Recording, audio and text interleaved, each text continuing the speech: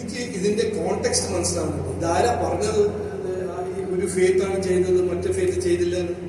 ഞാനൊരു ഡിഫൻസ് ഓഫീസറുടെ മകനാണ്. നമ്മുടെ 1947-1948 ആദ്യം നമ്മുടെ ഇന്ത്യക്ക് ത്യാഗം ചെയ്ത ഓഫീസർ ഒരു ബ്രിഗേഡിയർ മുഹമ്മദ് ഉസ്മാൻ ആയിരുന്നു. അദ്ദേഹം മുസ്ലിം ആയിരുന്നു. അദ്ദേഹത്തിന്റെ ബാറ്റിൽ ഓർഡേഴ്സ് എല്ലാം അദ്ദേഹം ജയ്ഹിന്ദ് എഴുതിയിരുന്നു. ഇത് ഇഷ്യൂ ഇങ്ങനത്തെ ഓരോരോ ഇഷ്യൂസിനും ഡിസ്കസ് ചെയ്യാൻ ആർക്കും താല്പര്യമില്ല. CM പിണറായി വിജയൻജി എന്താണ് ഇന്ന് ഡിസ്കസ് ചെയ്യുന്നത്? ഇലക്ഷൻ ടൈമിൽ എന്റെ ഗവൺമെന്റ്, സംസ്ഥാന ഗവൺമെന്റ് 8 കൊല്ലത്തിൽ എന്ത് ചെയ്തു ചെയ്തില്ലേ?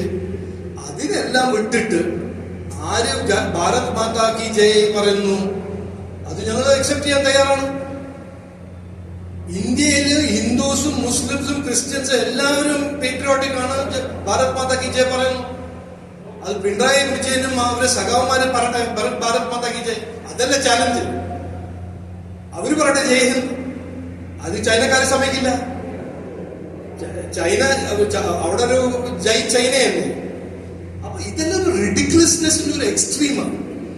ഇലക്ഷൻ സീസണിൽ നമ്മൾ ഡെവലപ്മെന്റ്, വികസനം, പുരോഗതി എന്ത് ആര് ചെയ്തു എന്ന് പറയുമ്പോൾ ഡേറ്റ ഫാക്ട്സ് കൊണ്ട് ഡിബേറ്റ് ചെയ്യാൻ തയ്യാറാവുമ്പോൾ ഭാരത് മാതാ കി ജയ് വേറെ ആരോ പറഞ്ഞതാണ്, നിങ്ങളല്ല പറഞ്ഞത്. അതുകൊണ്ട് എന്ത് അതിന് എന്താണ് ഈ ഇലക്ഷൻ ഡിബേറ്റിൽ എന്താ മെറ്റീരിയൽ ഇമ്പാക്ട് എനിക്ക് മനസ്സിലാവുന്നില്ല. ഞാൻ പറഞ്ഞ ഇന്നലെ ആരോ എന്നോട് ചോദിച്ചു. ഞാൻ പറഞ്ഞു ഞാൻ അങ്ങനെ ഒരു പൊളിറ്റിക്കൽ എക്സ്പേർട്ടും വൈസ് മാനും അല്ല. 50 കൊല്ലമായിട്ട് രാഷ്ട്രീയത്തിൽ എനിക്ക് അങ്ങനെ എക്സ്പീരിയൻസ് ഉണ്ട്. ബട്ട് എനിക്ക് കോമൺ സെൻസ് ഉണ്ട്. ഇന്ന് ജനങ്ങൾക്ക് വേണ്ടത് വികസനം, പുരോഗതി, തൊഴിൽ, ഇൻവെസ്റ്റ്മെന്റ്സിന്റെ ഒരു ഡിബേറ്റാണ് വേണ്ടത്. അവർക്ക് കിട്ടുന്നുണ്ടോ ഡ്രിങ്കിങ് വാട്ടർ?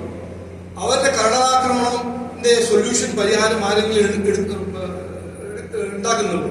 അതാണ് അവരുടെ ചോദ്യം. അതിന്റെ ആൻസർ പറയാണ്ട് ഭാരത് മാതാ കി ജയ് ആര് പറഞ്ഞു, എന്ത് പറഞ്ഞു? ഞങ്ങള് BJP ഞങ്ങൾ തയ്യാറാണ്.